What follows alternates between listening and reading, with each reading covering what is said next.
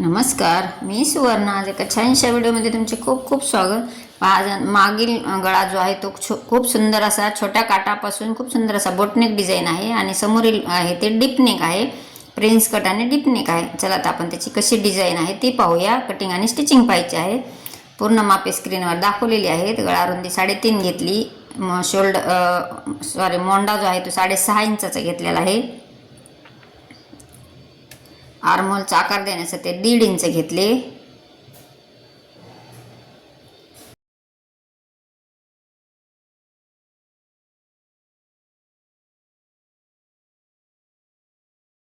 साडेतीन इंच घेऊन पूर्ण चौकोन बॉक्स घेतला. रुंदी 3.5 आणि लांबी 3.5 असा चौकोन बॉक्स आखून घेतला. खालच्या साईडला पायाका ठिकाणी मी 4.5 इंचावर एक निशाणी केली आणि आपल्याला आकार देऊन घ्यायचा आहे. आपल्याला जेवढी उंची हवी आहे ते एक निशाणी करायची.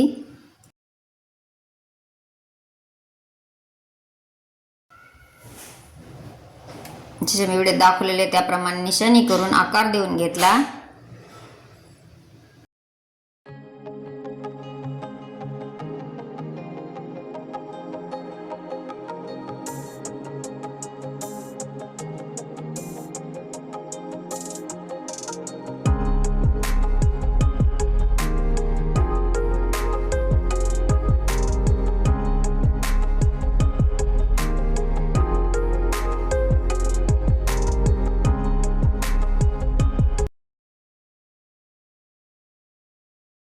पूर्ण ब्लाऊज मी छापून घेतले आणि आता अस्तर आणि मेन जे फॅब्रिक आहे ते जॉईन करून घेणार आहे. पहिल्यांदा ह्या ज्या ट्रिकने ब्लाऊज तुम्ही डिझाईन जर शिवली तर खूप सुंदर आणि एकदम फिनिशिंगनी ब्लाऊज येते.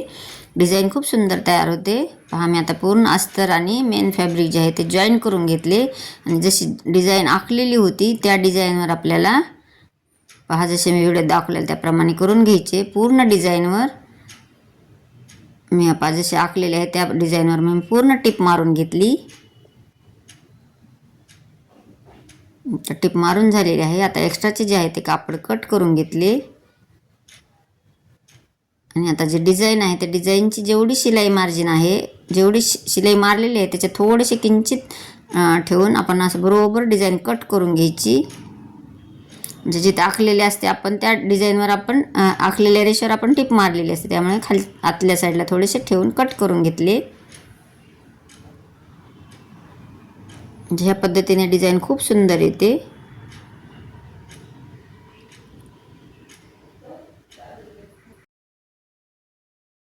हे पा डिझाईन तयार झालेली आहे. म्हणजे आपले अस्तर आणि मेन फॅब्रिक जॉईंट झालेले आहेत. आपण आता ही डिझाईन कशी तयार करायची हे पाहूया. मी पूर्ण डिझाईन जे आहे ते कॅनव्हास पेपरवर आखून घेतलेली आहे. आपल्याला लागतं कॅनव्हास पेपर लावायचा आहे. जे डिझाईन आखायलाही सोपे जाते आणि जॉईन करायलाही, डिझाईन तयार करताना जॉईन करायलाही खूप सोपे जाते.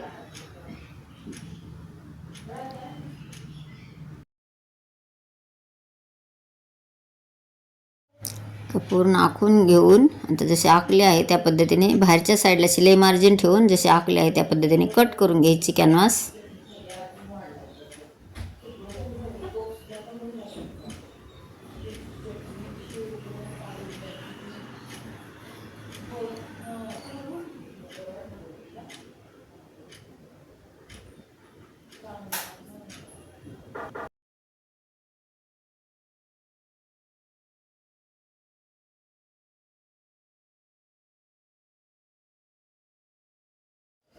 कॅनव्हास कट करून झाला. आता याला मी अस्तरच्या कपड्यावर प्रेस करून घेतले, म्हणजे चिटकून घेतले आणि एका साईडला पूर्ण दुमडून टिप मारून घेतली.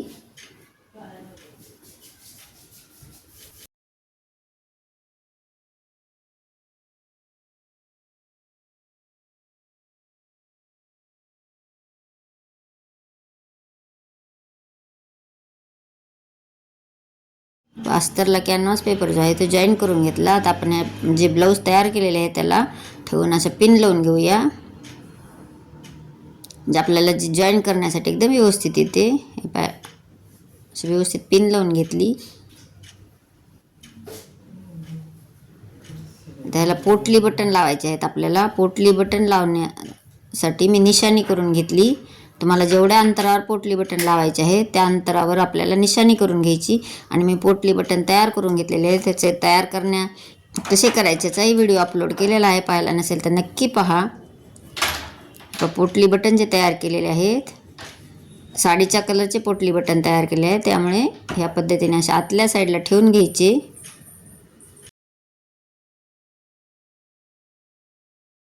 जी फिनिशिंग आहे पोटली बटन लावताना ती एकदम व्यवस्थित येते. ह्या पद्धतीने पूर्ण पोटली बटन लावून घ्यायचे.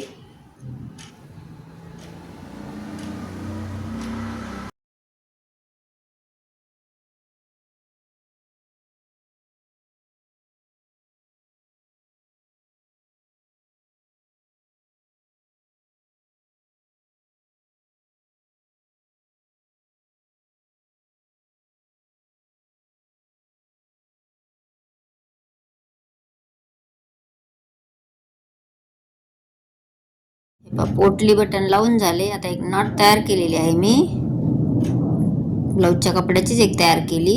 तर ती आता आतल्या साईडला अशी जसे व्हिडिओ दाखवलेला त्याप्रमाणे आतल्या साईडला घालून तीही जॉईन केली. ह्या पद्धतीने जर तुम्ही ब्लाऊजची डिझाईन तयार कराल तर एकदम फिनिशिंगनी आणि न्यू बिगनर जरी असाल तरी तुम्हाला एकदम व्यवस्थित अशी येईल. पूर्ण गळा जॉईन करून झालेला आहे. आता आतील कपडा थोडा थोडा जो एक्स्ट्राचा असतो तो कट करून घ्यायचा.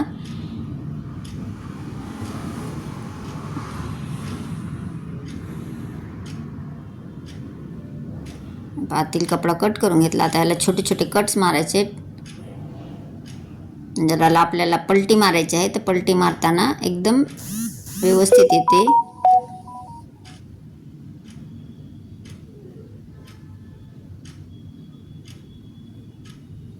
आता आतील भाग बाहेर काढून घेऊया.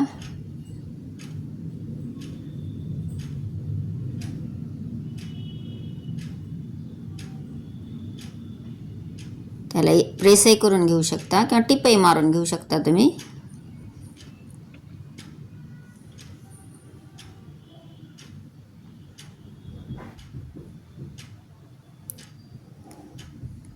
तुमच्या साडीचा छोटा काठ जरी असेल उरत असेल तर ही डिझाईन तुम्ही नक्कीच बनवू शकता.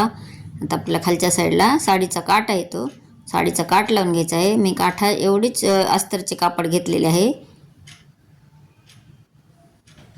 ते दोन्ही एकावर एक असे व्यवस्थित ठेवून घेऊन एक टीप मारून घेतली आणि एक्स्ट्राचे जे कापड आहे ते कट करून घेतले. त्याच्यावर एक दाब टीप मारली. दाब टीप जी मारताना अस्तरवर आली पाहिजे या पद्धतीने मारायची. आता वरून एक दाब टीप मारून घेऊया. आता चारही साईडने पूर्ण टीप मारून घ्यायची आणि एक्स्ट्राचे कापड जे आहे ते कट करून घेतले.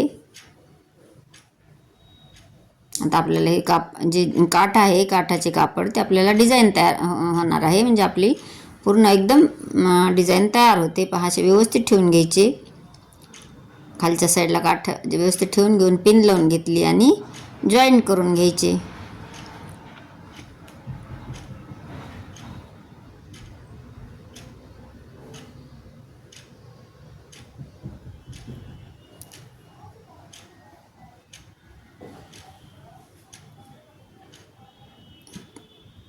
एका साईडने जॉईन करून घेतले. पहा दुसऱ्याही साईडने त्याच पद्धतीने जॉईन करायचे.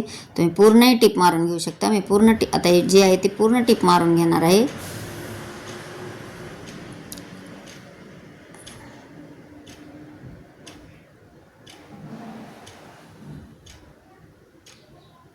आपली टिप मारून झालेली आहे आणि डिझाईनही तयार झाली. आता आपल्याला टक्स मारून घ्यायचे आहेत.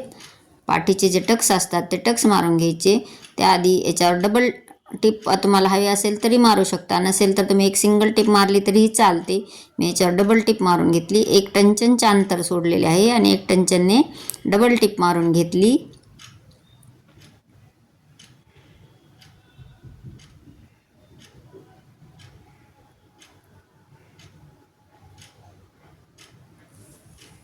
आता टक्स मारून घेऊयात.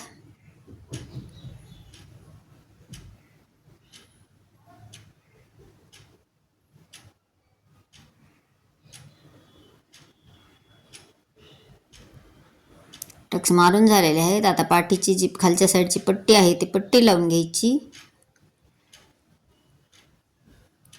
1 ते 1.25 इंचाची पट्टी तयार करून घेतली आणि पट्टी लावून घेतली. पहा, पट्टी लावतानाही एक ट्रिक सांगते. जे टक्स मारलेले असतात आपण त्या टक्सवर एक प्लेट घ्यायची, म्हणजे जी पट्टी लावलेली आहे आपण त्याला अजिबात पीळ पडत नाही आणि एकदम व्यवस्थित आणि सुपेरियर येते. पहा, दोन्ही टक्सवर मी एक एक छोट्या छोट्या प्लेट टाकलेल्या आहेत. ही ट्रिक जर वापरली तर पाठीचा भाग जो आहे तो एकदम व्यवस्थित येतो. पट्टी लावल्यानंतर त्याच्यावर एक दाबटीप मारून घेतली.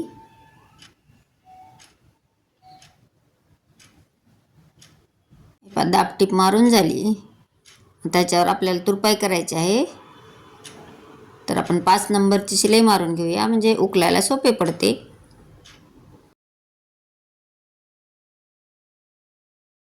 आपली जी डिझाईन आहे ती डिझाईन तयार झालेली आहे. याला लटकन जे आहे ते कस्टमर रेडीमेड आणून लावणार आहे, त्याच्यामुळे लटकन दाखवलेले नाही आहे. पहा, ही डिझाईन कशी वाटली. जर आवडली असेल तर लाईक, शेअर, सबस्क्राईब करायला विसरू नका. कस्टमरला तर खूप आवडली. तुम्ही हा व्हिडिओ कुठून पाहता तर हेही सांगायला मला विसरू नकात. संपूर्ण व्हिडिओ पाहिल्याबद्दल धन्यवाद. भेटूयात अशाच नवीन नवीन व्हिडिओजमध्ये. Bye bye.